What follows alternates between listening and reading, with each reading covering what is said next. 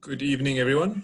We're going to be waiting for 2 or 3 minutes just to have the people that are still joining join in, and then we'll get started.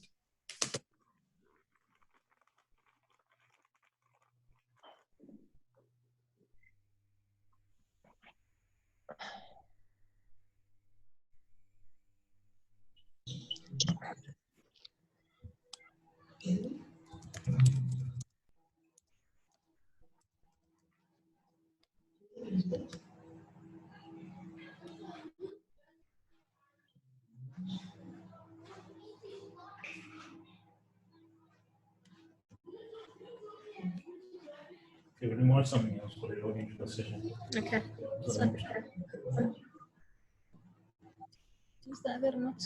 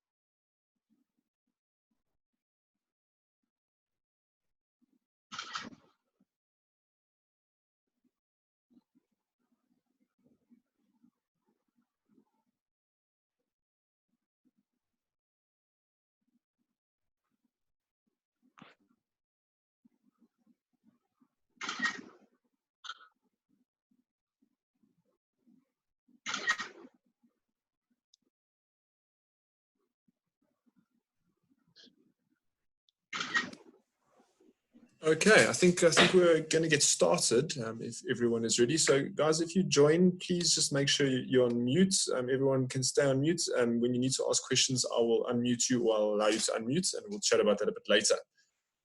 But thank you very much to everyone for attending. This is a first for me in that I have never facilitated an online panel discussion, so you're going to have to forgive me here. But I'm quite excited. There's been a lot of change happening in our world over the last little while. When last did anyone hear about load shedding? It's been a while for me. COVID-19 is what everyone's talking about. And as a BA, this puts us in an interesting place. We can fall back and sink into a position where we not adding much value, or we can rise up and we can take the challenge head on. And really, that's what I'd like to discuss in this panel discussion. And in order to run the session, I've put together a few interaction tools that I'd like everyone to try use. So I think there was an email that went out to everyone, but in case you didn't get that email, we're going to be using a few tools while we run the session. The first one is a tool called Slide-Do. So all you need to do is you need to go to the URL that's up on screen, app.slide.do. And you type in the event code 49847. So I think if everyone can quickly take a few seconds and do that, when you get in there, what that tool allows you to do is ask questions. You'll see other people are asking questions on there already. There's also a live poll. So go in, give it a try. Follow the poll, ask some questions, and vote for your questions. We will use that as a method to bring questions to the panelists, which I'll ask them. We then also have Zoom as an option. So if you have any questions, please type them in the chat. I'm going to try and involve people. So if you ask a question, I'm going to ask you to unmute yourself and share your screen and ask the question out loud, as opposed to me reading it out on your behalf. If you're uncomfortable with that, that's also fine, and I will ask your question then. And then finally, we have a Google Sheet. I don't know if everyone has had a chance to play around with that yet. I did post in the chat. I'm going to repost it again. Hello. Why are they all on video? Why on video? Okay, so there's the Google Doc in the chat. So if everyone goes into that, that will be uploaded live during the session. What we'll do over there is post some notes on the session and any tips or tricks that anyone has. It's a free to run tool, so you guys can all add your notes in there. It doesn't only have to be my notes and other people's notes that are being taken. Add the notes that you can, and at the end we'll send this to everyone that was in the session.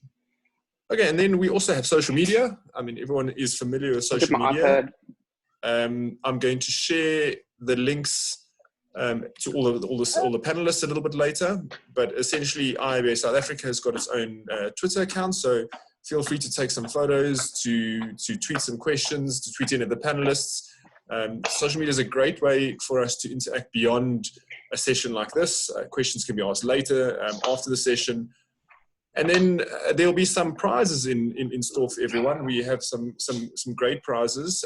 So do ask questions, do tweet, do interact in Slido, and you might win some great prizes. Okay, and then straight on to who the panel are. I don't want to spend too much time on this. We've got very limited time. And actually, before I go into this, I just want to address, we're gonna try end at 8 o'clock today. There is an address by the president, and we want to be ready for that. Cool. It will most likely not start on time, but we will finish on time. So they're going to end at 8 o'clock for the national address. We're going to end at 8 o'clock for the national address. So I'm going to go quite quickly through who the panelists are. I did send it out to everyone. So obviously, I'm Ryan Folster. That's my Twitter handle over there. We've got Edward on the line. So Ed is staring at me very funnily on the other side over there. He is head of business analysis at DBT and the current president at IIBA South Africa. Then we have Penny Pullan, all the way from the UK. Penny Pullan is an absolute guru in anything to do with virtual leadership, virtual working, and she has been prior to this.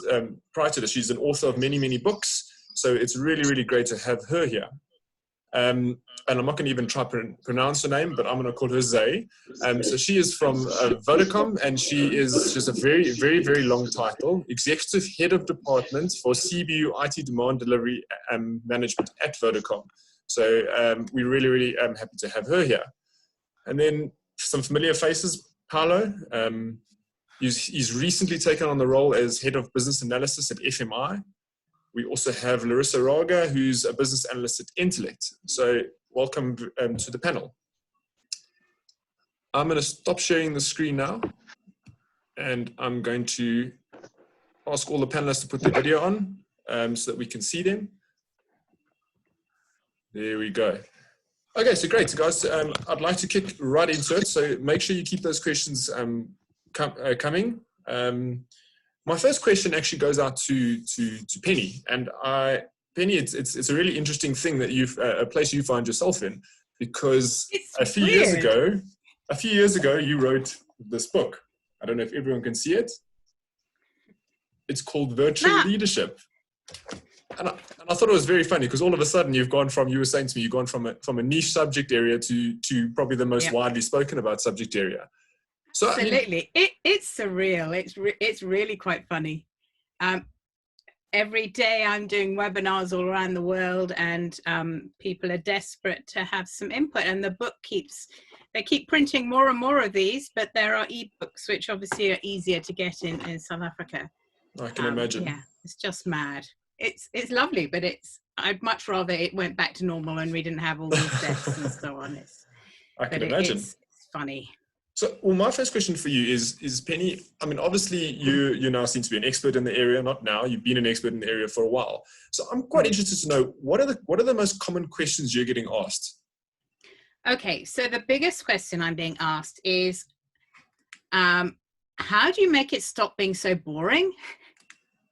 Virtual meetings, and in fact, of the questions that have come up on Slido, I can see somebody said they're in meetings all day. I mean, that's just terrible, because they're not very exciting. Then somebody said, what tools are available to make online meetings more engaging? And somebody else is saying physical whiteboards. It's used, how do you use electronic ones? So if I may, I'm just going to share my screen. Go for it. And just show you some of the things that help. So here we go. Here's a slide I prepared earlier, thinking this might come up, and a few tips on how do you engage people virtually. Now, one of the things you'll note here, go to the bottom left of PowerPoint, and you can turn your cursor into a pen, and then you can actually mark things. And these are three. There are 10 in the book, but key things: be visual, do things visually. I'm just going to change the pen color over. It's going to let me do that. Yep. Do things visually, and keep moving. Keep drawing, keep moving. Don't have things covered in slides. Keep moving, do pictures, you know, maybe even draw some people, whatever it takes to get people interested and engaged watching your screen. Use stories, story format.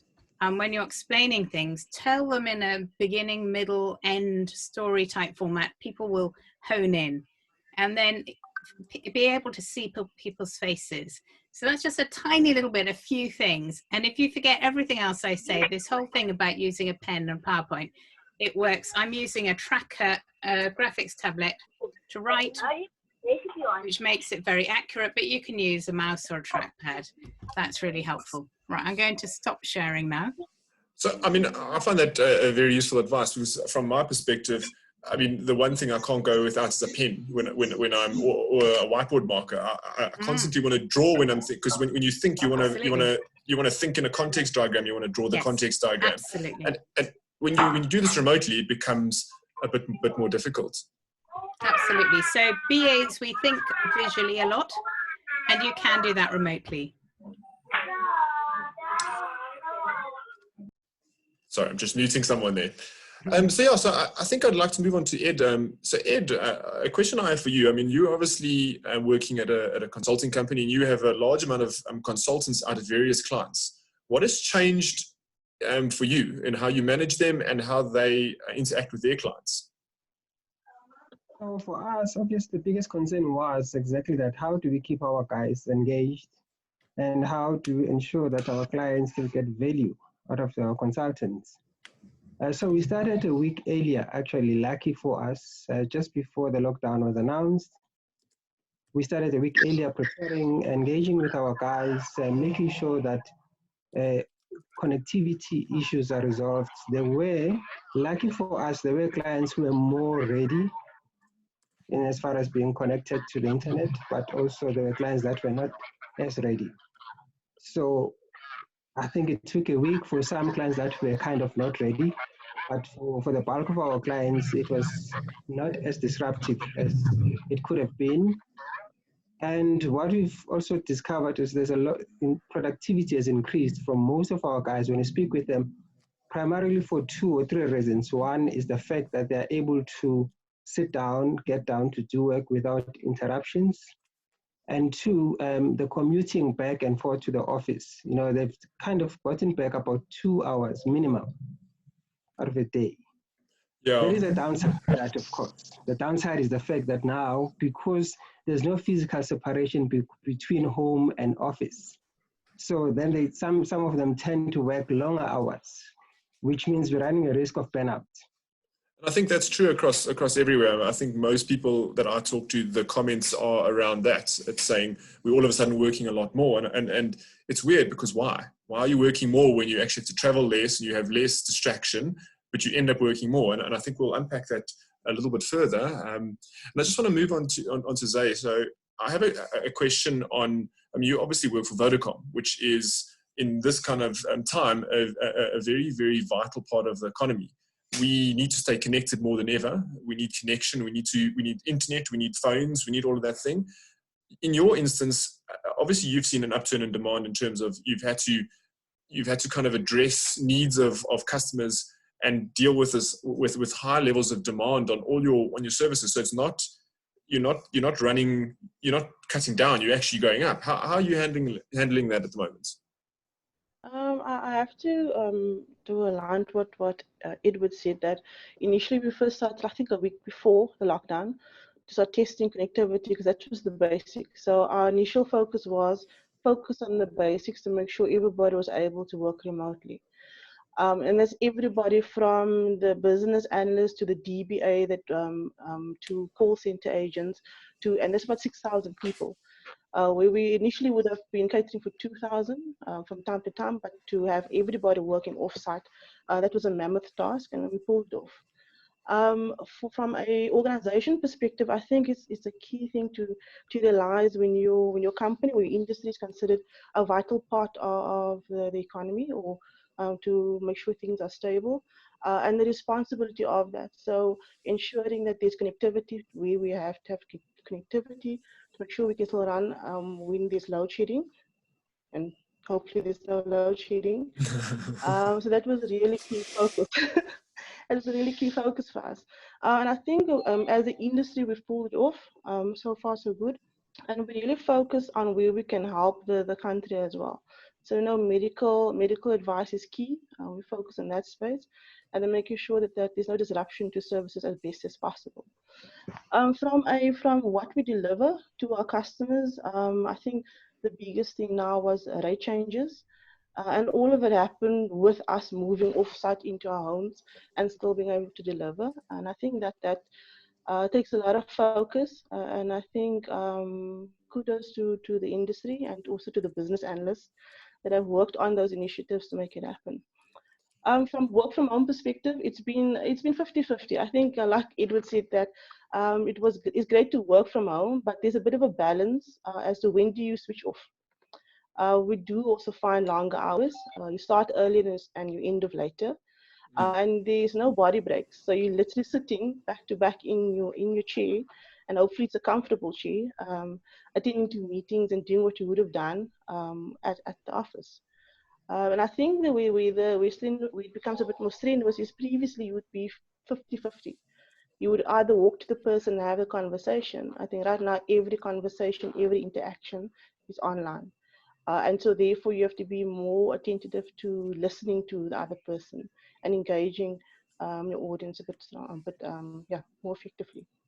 100%. I mean, you highlighted on something that I thought was quite interesting, and while it might not have too much relevance in this conversation, isn't it interesting how the world has sort of come together to tackle this? To me, it's really interesting. There's companies doing such interesting stuff out there, building apps overnight when in waterfall environments where all of a sudden they're able to push out apps that really help us get groceries and things like that. And there's so much happening. These companies doing some amazing stuff out there. I saw IQ Group were doing some really interesting stuff with a COVID sort of business rescue. These companies offering free training. So I think there's some really interesting stuff out in the market. But I'd like to move on a little bit to something from Paulo. So Paulo, what I found really interesting about you is you've obviously just started a brand new job, and starting a new job is daunting in the best of times. Now all of a sudden you have to start working with people and you've never met them before. Anyone, how do you, let's talk a little bit about the soft skills. How do you bridge that gap? How do you ensure that you can still have good interactions with someone you've never met? Yeah, so I mean, it was a very interesting start. It's probably like, if you're ever going to change jobs, don't ever change where I changed. So it was the middle of lockdown. Basically, I hadn't got a new laptop yet, so I'm using my old laptop from home, which is like 10, 15 years old. So technology is not great here. Which the first morning, you could kind of open the email clients, okay, what's happening first? Oh, I've got a meeting, cool. So I had a meeting with a few of the guys in my team, and then I went straight into sprint planning, where it was probably about 15, 20 people there. And now it's sprint planning, it's a whole bunch of developers, so the cameras are all off. And you're sitting at the screen just looking at names, going, okay, well, I don't know what's going on here, who's who. Really, really difficult. But I mean, you find your way around it. So, you know, you learn how to, on Zoom, you can look on the side, you can see who's talking, you get their name, you can look them up on the phone list and see what they are and how they fit in. It is difficult, I'm not going to lie. But at the same time, like what I found works for me is just in a big forum, it's very difficult in any case. So what I've done is I've just got hold of people individually afterwards. So set up a quick little chat with one or two of the guys, put the videos on, people are more open to that. And you just meet people individually, and then once you've got that first discussion, you've got a face, you kind of get the personality, and it's a lot easier after that. So yeah, it was awkward the first day, but I'm really hitting my stride, and I've really met most of the people I need to meet. So it's been good. I mean, in saying what you're saying, I mean, I think while you've emphasized the fact that you have these standard team meetings, things like stand-ups, things like retrospectives, and that.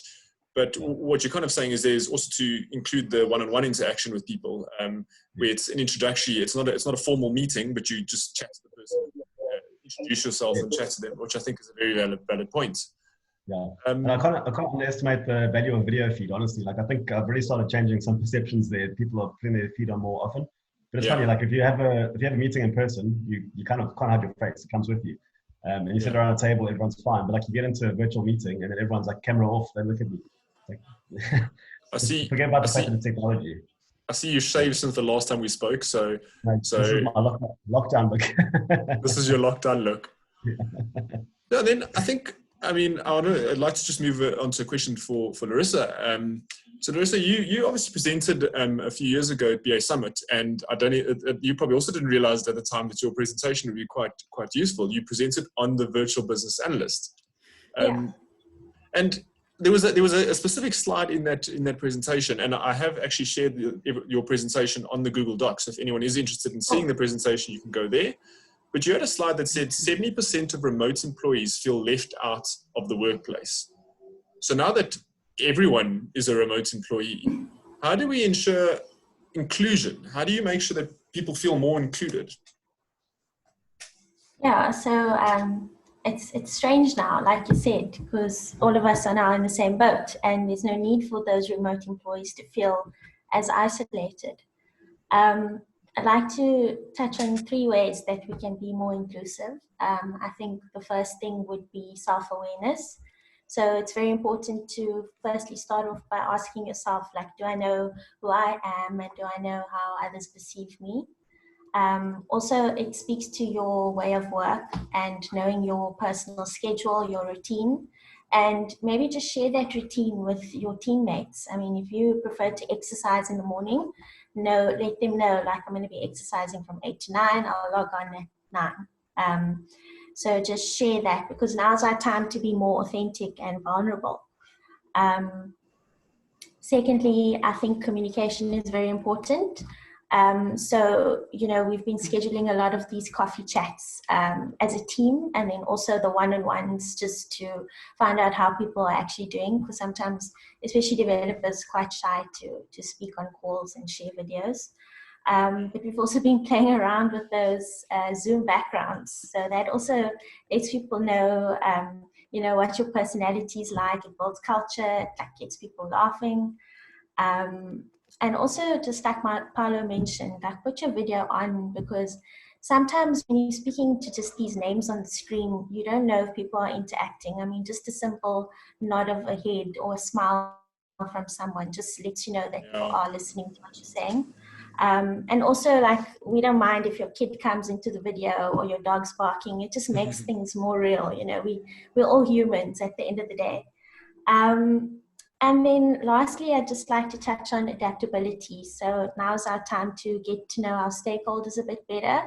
So maybe just ask them, you know, do you prefer email or video calls? Sometimes, you know, our stakeholders are in meetings the whole day, so they don't have time to check their emails still. So, you know, you just have to get that adaptability going as well. 100%. And I think that's really interesting, because the difficulty is you're also dealing with a very different personalities. And at the work, it's easy. So you have introverts, you have extroverts, you have people who hide in the background, you have don't people. And I'd actually like to bring up, I mean, Penny, just to check that I did actually read your book. You had a point in your book around it's easy to be invisible on a call. It is. You're in a meeting room with 10 people. It's hard to hide in the background. You're there. You have to talk. Yes, you could be quiet, but you know, you always have this, like a call with 30 people online, and you have 2 people speaking, and it kind of feels like everyone's listening in. So how do you deal with other people? How do you make sure that you encourage people to speak and involve and get the right people talking? So I would typically draw. I would typically draw a circle, just a plain circle like that. And as people came in, I would write their names alongside them. So we could have Ryan here, for example, up at the top of the circle. And every time Ryan spoke, I put a little mark down. You'd have a lot of marks. Absolutely. But then I might have fewer marks down here with somebody else. And that just means that I'd have awareness of who's spoken and who hasn't. And that can be quite helpful. And it reminds you of who's in the room. So yeah, it really works. Yeah, it's a great idea. I borrowed that from David Sibbett, who wrote some really good books about meetings. One other thing that is helpful is if you ever get this thing where you say, let's say the person's called Mary, and you say, Mary, what do you think of that? And you get the answer, oh, can you just repeat the question, please? Yeah? You know they haven't been listening. You know they were doing something else. They were doing email or Facebook or whatever. But if you agree up front at the beginning of your session that what you're going to do is every 15 to 20 minutes, you're just going to do check-in around the group in random order, then guess what? People stay on their toes, and people do stay more engaged. And give as much as you can out to other people, like timing. Make somebody the timekeeper. Get somebody else to take the notes. Lots of different things can be done by different people. Give as much as you can away so that they have things to do. So essentially being collaborative in the way that you run the meeting as well, which is something we promote. Facilitation, have a facilitative approach. Command and control does not work in virtual, doesn't. So I think, I mean, having a look at all the questions that are coming through at the moment, a lot of people are asking about tools.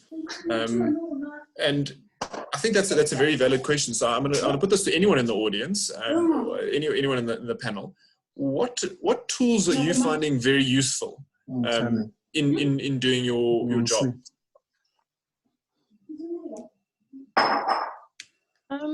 Hi. I find Mentimeter. Sorry, can I just ask if it's Zay? Sorry, I didn't hear you there. Sorry. Yeah. No. I find these free tools like Mentimeter and Kahoots it's good interactive tools, especially if you're facilitating large groups and you want it a bit more anonymous, depending on the facilitated workshop. I think those tools most people know, and I think find creative ways of using it in your facilitation as well. What was the first one you said? I heard Kahoots. I've worked with Kahoots before, and I think that just to let everyone know, it's like an online kind of quiz where you can play games and you ask the audience quizzes. And yes, I've seen it used in training before. It's highly effective. But the second one, Mentimeter. Menti is where you can and it's similar to Kahoots. You're allowed to have different type of questionnaires or just free text. So sometimes you just want people to give feedback of the event or asking questions to you. Just a quick way, if you're a single facilitator, to get input from maybe your audience, your attendees, and then you can just have somebody write it up for you afterwards. But I think those tools are nifty, and a few others as well. Yeah, and I'm seeing some interesting comments coming from the audience here. So Brendan asks, has anyone heard or used of Jitsi? So, Brendan, do you want to unmute yourself over there and tell us a bit about Jitsi?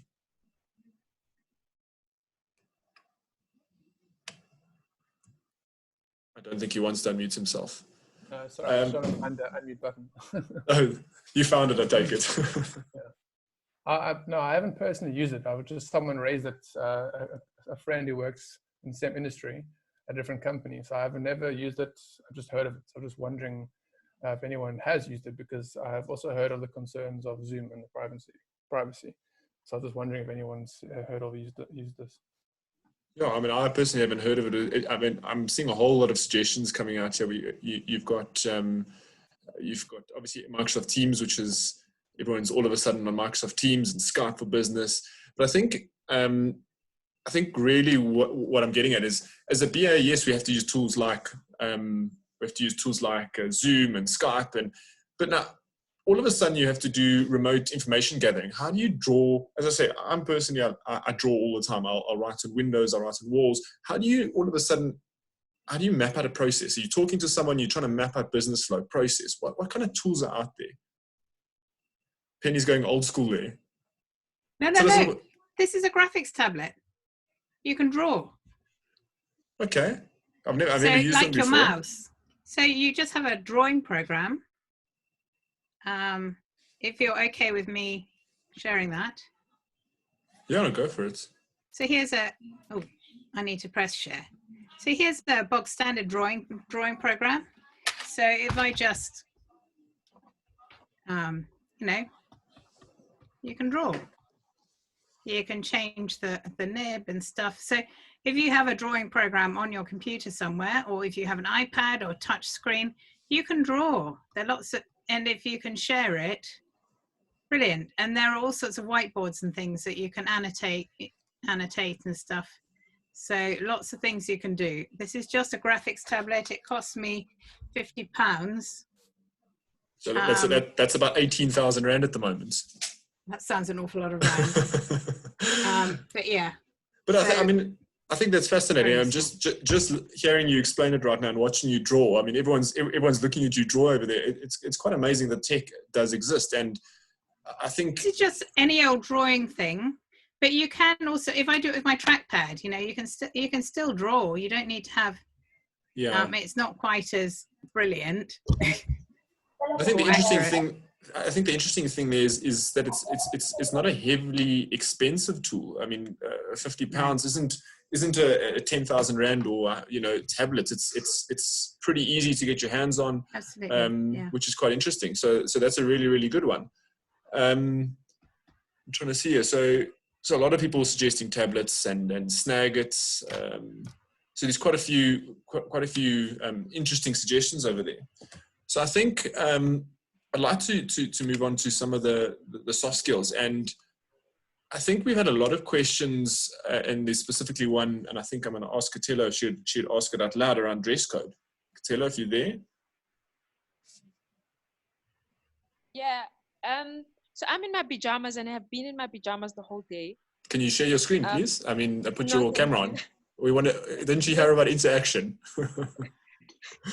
So my question is, do you think that makes me less professional, or should I actually wear my work clothes? Does that change or affect the way I behave, work? Do you want to take an answer at this one? Yes, I do. Obviously, it doesn't change the way you work, but it does change the way you come across. So obviously, your productivity won't necessarily go down because you're in your pajamas. But I think Larissa mentioned earlier on the self-awareness, and I think it also depends. So if you are meeting with your internal team, the guys that you work with closely, you've got that understanding and it's an agreement. But you're also meeting with your stakeholders. Those are people that you should still keep that outlook of being professional. So I would suggest that probably, even if it means changing the top, so that you look the part. It can be business up top, and it doesn't matter what happens below, right? You can wear shorts. Yes, I am. Yes. Yeah, I think. Stand, Ryan. Huh? I am in shorts. I think. I mean, to put a point there, Ed. I mean, I think while it has some impact on how you look and how you're perceived, I think as well. I mean, there's a lot of talk around how it makes you feel. So, obviously, if you all relaxed and everything, your state can be relaxed. So, for me personally, I used to be this way. It's changed since COVID. I always wear a tie to work, and that's because it puts me in that work mode, and I feel like I'm at work now. I need to concentrate, and so when I'm in pajamas, I'm more relaxed. So yeah, I feel it also has an internal aspect to it. Yeah, that's correct, because one of my colleagues actually says she wakes up in the morning, so she hasn't changed the routine. She wakes up, gets ready to go to work, and then sits down. So she's dressed and nowhere to go. Except with the camera. Yeah. And I see another question coming through here, and it's around emails, which is the dreaded topic at the moment. I mean, ever since we went into this lockdown, I get about 17 times more emails than I usually do. And I think people obviously, where it would have been a conversation, I turn and look and talk to you, now it ends up being an email. So my question to the panel, maybe directed to you, Larissa, is how do you think we can avoid emails, or not avoid emails, avoid unnecessary emails? Sure, that's quite difficult for a BA, I'd say. But I guess what I usually do is I just try to gather, everything that we discussed in the meeting. So at the end of the meeting, after we say our goodbyes, I try to send out the meeting minutes straight after. But I send it in like a nice, simple, easy to read table, which says, the decisions that have been made, maybe the person responsible if there are any action items. And then also just leave a blank column there so that whoever else is on the email, they can have the opportunity to fill in those blanks. And then everybody has sight, and then just that one email gets circulated all the time. So I think if you can keep one email trail going and just make sure that everybody who needs to be on that email is there, I think we're good to go. Yeah, I agree. And any other suggestions from the panel? Well, from my side, I think it's important to know that you're not on a different planet to people. Like, if you want to get up from your desk to go speak to someone, nothing's stopping you from starting up a little chat on Teams or Zoom or whatever it might be. Just have the conversation with that person rather than send the email. 100%. Yeah, just don't forget that you're actually dealing with people, and just use technology to your advantage. And I'm going to pass over to Zay now because I know she had a question. Ed, I'll get you as well after this. But my comment there is, to me, it's around enforcing it. In the beginning, it's difficult because everyone wants to send emails. But when people start sending too many emails, send something back and say, guys, can we just get on a call and discuss this? Or phone people. So it's about breaking that cycle. Zay, you can go now. I just want to put a bit of realism into the situation right now. It's very difficult to get people on calls today. You literally have to set up 15 minutes just to get 3 people to agree on a decision. So I do understand, and in this situation, it's a bit difficult to do the call, and I think that's why some people now really rely on email, just as a follow-up, so it's something we can answer later or multitask in that sense. Yeah. But I like the what Larissa said, is that when you do send out an email, make it an effective email, so it's complete, accurate, and it is very clear to your audience, so they don't have to interpret the information you send. And I like the use of tables and colors, so people can, you put the attention exactly where you want it, and you're going to get the right response back. The minute you send an email with paragraphs and people get tired, they're not interested, and you don't get the right response. So if you are going to send an email, make sure it's effective, well-structured, so that you get the right response. I think that actually goes back to Penny's point around being visual. In a time where we are not able to physically be around each other, ensure that you're visual, and that goes down to emails as well. Ed, you had a comment? Yeah, so I wanted to say that I think we should appreciate the situation that we're in, especially seeing that this is something that suddenly was kind of imposed on us. So psychologically, there has been companies that were not necessarily for work from home, while others were for work from home. So this is a journey for both the employers and the employees, because underneath lies an element of trust. One of our guys that I spoke with said to me, I feel that I have to answer the emails. It's like I'm working out of guilt. So I'm afraid to be away, and not respond within 20 minutes or so. And I think that is because we have not come to full appreciation of what it is to work from home. So for both the employer, which means trusting that the guys are working, even if the guy doesn't come back to you in 20 minutes or 30 minutes, but he is doing something. And also on the side of the employee, the discipline that is required to work from. So this is a journey for both parties, and I think we'll come out of this looking very different. It's an interesting thing you bring up, trust, Ed, because I remember in Larissa's presentation at BA Summit, it was one of the points that she brought up around trust. So how important do you guys think trust is, and building trust with your teammates, with the people you're working with? You know, all of a sudden people could be sitting and watching Netflix all day and, you know, moving their mouse every 2 minutes to make sure that they look like they're online. So how does trust play a part? That's to anyone on the panel. I think that the focus moves to outcomes. So what's the outcomes or outputs of the individual as opposed to watching them physically being busy. I think in our industry, I cannot see anybody watching Netflix during the day because we are so busy. We are already stacking up projects onto single resources to the point where you cannot stand still. So your hours are long. I think the trust part, or where we might perceive that you have a lack of trust, is that when the work is invisible, it's very difficult to ascertain where the information is, where the project is. And I saw somebody make the recommendation of collaborative tools. Not all companies have adopted them in a manner that allows transparency. So you find we all have Teams, we all have OneDrive, we all have Jira and Confluence, but it's not implemented to the point where the work is so transparent so that you don't need to call the person to ask the information. You actually can go on and you know when somebody says it's done, you know what done means to you and to them as well. So I think and I think it might be perceived as not trust, but it's actually just you need the information. So therefore you're always trying to find a person to give you the right information at that point in time. So I think the maturity of our tool sets could really help us so that we can really see where the progress is, what is happening with the teams as well. Okay, I think Penny, you also had a comment there? Just to say that trust is absolutely crucial because it's the basis for taking action. If people trust you, then they're much more likely to take action and do the things that you ask them to do.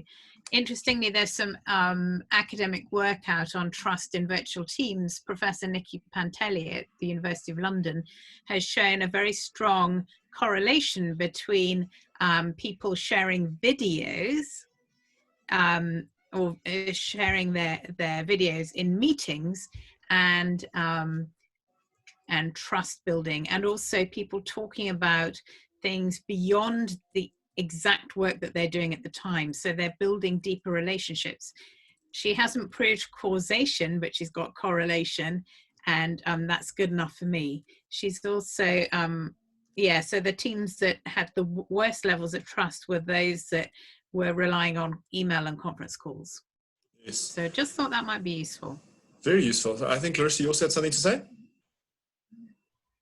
Yeah, I thought this would come up, and I thought, you know, as a BA, how do we know whether we've gained that trust from our stakeholders? And in the talk that I gave, I mentioned 4 ways that we can determine that. So, you know, if you've gained the trust from your stakeholders, if, for example, they include you in discussions and decision making, you'd also be able to tell if they raise any issues or concerns with you.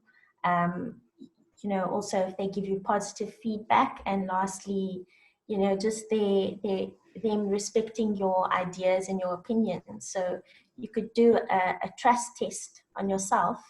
And I'd also just say the main way to gain trust is to over communicate. So whether it's via instant messaging or, you know, calls, just let people know what you've done all the time, the entire day. I like that comment in your presentation as well, the over communicate perspective. I mean, it doesn't need to be emails. You've got things like Teams where you're in constant communication with people, but that, you know, just chatting to people more than you would normally at work is great, because at work they can see you, you know, online they can't. So I think that's a very valid point. I just want to see, there was an interesting question from Bryden. Bryden, if you just unmute yourself while I'm looking at the question. So Bryden was asking around daily stand-ups and discussing what the day's outcomes are, does that help create accountability? Brian, you want to give a bit more detail on that question? Is Brian still trying to find the mute button? Okay, we'll move on from Brian. So, I mean, the question still stands. There we go. Now Brian's there. But his audio is not working. Okay, so the question Brian was asking was, what is the role in daily check-ins, things like stand-ups? We obviously have them in normal agile functionality, but how big a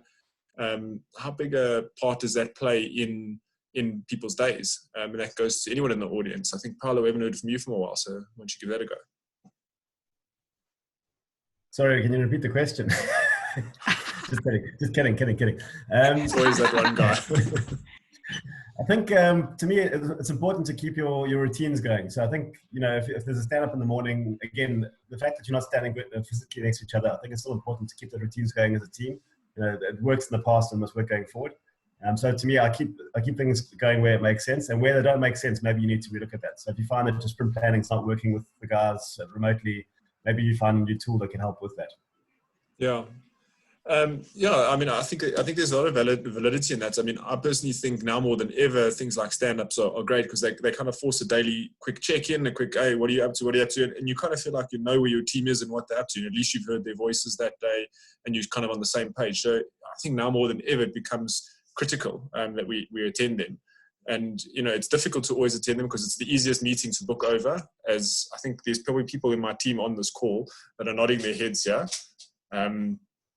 But I saw another interesting question on the Q&A, which was from Bonang. Bonang, I see you are there. Do you want to unmute yourself? You were talking about the importance of keeping online meetings short.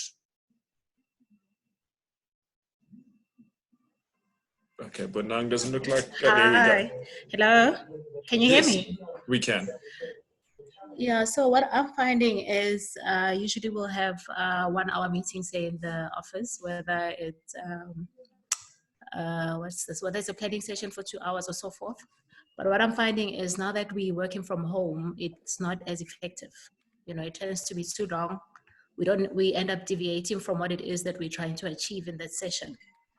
So I'm finding that I think it would make more sense to actually try to reduce it, keep it short and just to the point, set the objectives of the session rather than drift off and end up talking, having another stand up within a planning session, I think that's where I'm coming from.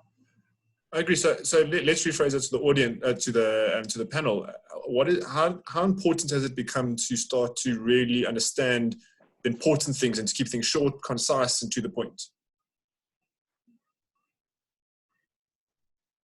So I'll go first. The free version of Zoom is actually quite cool because it's got a 40-minute limit. So I set up a 1 hour meeting and 35 minutes in, it tells me you've got 5 minutes left. I'm like, oh, crap, hurry up and get things done. But I think that's important. The facilitation becomes a very important skill in this world. So if you set the meeting up, you need to make sure that the people are focusing on the right agenda.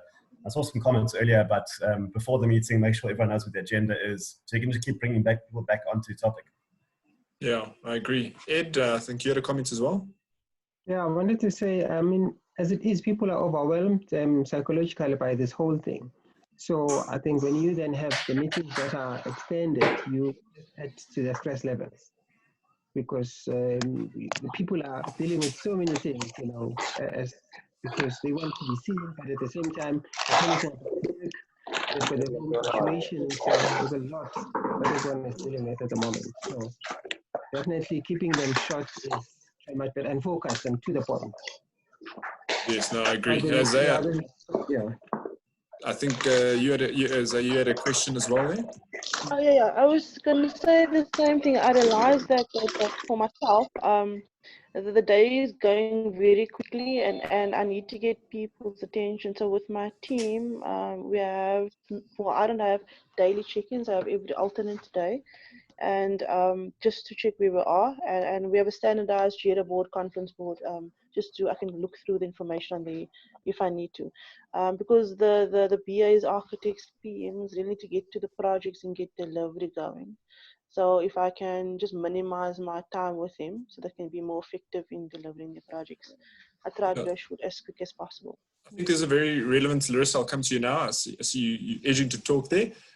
Mike has a really good comment there. He says, it's good to have ground rules for virtual meetings. And I think that's very, very valid. Larissa, your comments. Yeah, just to add on to what Zay was saying, if you're struggling to get somebody's attention because they're in meetings all the time, I'd usually just pop them a WhatsApp message. So if somebody's not on mute. Yeah, sorry, I can't mute them as well. It's someone called iPhone. I can't mute them. If you could just mute yourself if your name is iPhone. Yeah, so I was just saying, just pop that person a WhatsApp, because even if they're in a meeting, you know, it doesn't stop them from checking their phone, especially if it's something urgent. Then they would usually respond almost immediately. So it's just a tip. Okay. So I'd like to start closing off. We've got 8 minutes left, although we know our president is not going to start on time. It'll be very surprised if we get going at 8 o'clock on the dot. But Penny, I'd like to come to you. So what is the opportunity here? You know, in times of crisis, there's always opportunity. What's the opportunity? Stand out. Be known for being creative, being a facilitative, creative collaborator as a BA. Everybody else is stuck in these horrendous meetings all day and they're going rigid and getting backaches. So instead, have a meeting that starts at 5 past. Make it finish at 5:02. Have lots of visuals. Make it interesting and engaging. Actually, maybe have a 5-minute break in the middle. Tell everyone just to stay connected, but get up and shake. You know, move around a little bit, grab a cup of coffee, be known as the person who actually treats other people as humans, and they will want to work with you once this is all over. I love that advice. I think that that's very, very relevant at the moment. It's time to stand out. It's time to make a difference. And it's time to do something. There's plenty of opportunity out there, and it's just about who sort of stands up and takes it. So, Paulo, your closing comments. What is the opportunity for you? So for me, I think, you know, what the best thing to come out of this is that we are the masters of our own destiny in terms of, you know, you're working from home, so you're in charge of your environment entirely. So you can decide where you work. So if you're more creative in the garden and you need to be creative, you can get out there, you can go sit in the lounge, you want some music in the background. You can mute your phone, you can put your Teams chat on Do Not Disturb. So really, you have full control of your environment that you're working in. And, you know, when you're actually in a physical office, you can have your headphones on, you can have Do Not Disturb on, but you still get the guy tapping on the shoulder. Like, sorry, do you know where this guy is? So for me, it's such a great opportunity to actually work and be your best self in terms of being a business analyst. Yeah, I fully agree. Ed, your closing comments. So I think it's time that we need to self-introspect and be honest with ourselves. I mean, let's be realistic. Working from home is not for everyone. So it's an opportunity for people to understand, because there's been this whole hype of, you know, work from home. So we've been presented with an opportunity now. And because some people, you know, they get the energy from others, which means they miss the social aspect of not being in the office. So when things go back to normality, I think we must be honest with ourselves to say, you know what, yes, this works for me, this doesn't work for me. I agree. Okay, Zay, your closing comments. I just want to say there's always a place for business analysts. I think as the world changes around business analysts, there's always a place. So stick to the basics and hone into it, especially the soft skills. And I think as the translator of somebody's ideas, you hold that power to really make it happen, because you take the fluffy idea and make it a bit more realistic to the person has to make it happen. So yeah, that's just the BAs. I fully agree. Larissa, your closing comments.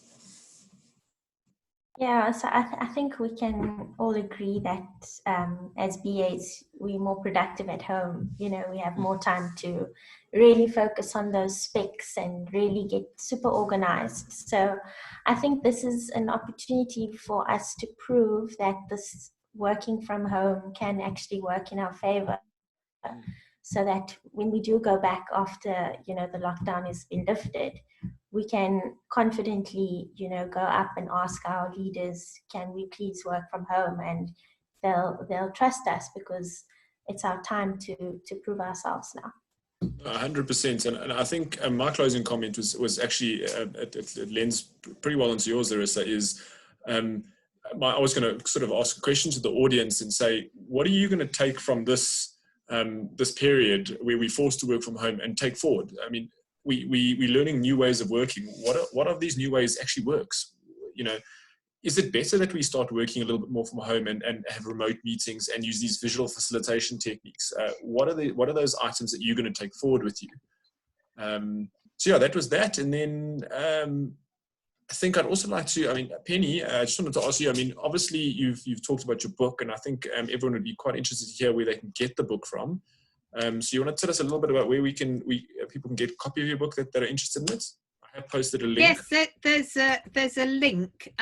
Probably these have been flying off the shelves, and they keep reprinting more. Probably the easiest one is to get it as an ebook, because that's much easier for people all around the world.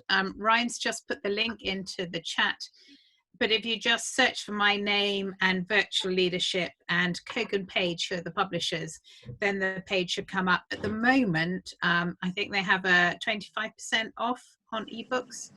At least it was when I last looked. And I wrote it in 2016. It was to help people work better virtually when they had project teams spread around the world.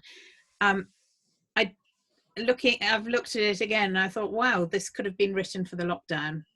So if that would be helpful, then absolutely. Otherwise, do connect on LinkedIn. A few people already have, and it would be great to chat and to reconnect with people in South Africa, which is where some of my ancestors spent about 150 years. So yes, I mean, to end off, I'd like to obviously thank all the panelists for joining us, and I'd like to just say to the audience, you know, while this is a once-off panel discussion, the conversation doesn't have to stop here. You can chat to all the panelists. They're all available on social media. You can chat with them on LinkedIn. And nothing stops you from having smaller conversations with the people that you work with, discussing how these times impact you. So I encourage everyone to get out there and have these conversations, meet with people, and figure this all out. So yes, I think we've got a couple of prizes I did talk about. So there was some randomly selected one. It was Louise, I think her name was, that I saw. Is it Louise? Liesel Lubber. Liesel, if you can send your email address to the chapter on the thing, we will make sure you get a copy of Penny's book, a digital copy, coronavirus-free digital copy, which is great. And then to thank all the panelists, we're going to be sending you, except you, Penny, because it won't help, or maybe it will, a Uber Eats voucher. I see Uber Eats are doing some really, really good stuff, so you guys can buy some toilet paper. You can get that delivered to your house. So thank you very much for joining in. Thank you, Ryan. And thank you very much to the audience. I think we're gonna dial off now and go listen to our president, and hopefully it's all good, and hopefully it's all good in the UK as well. I see Boris Johnson is a bit under the weather at the moment. He's in intensive care, but apparently okay, getting better. So anyway, enjoy your presidential address. Okay. Thanks all. Thanks, Ryan. Thanks, panel. Thank you very much, everyone. Yeah. Bye. Bye. Bye.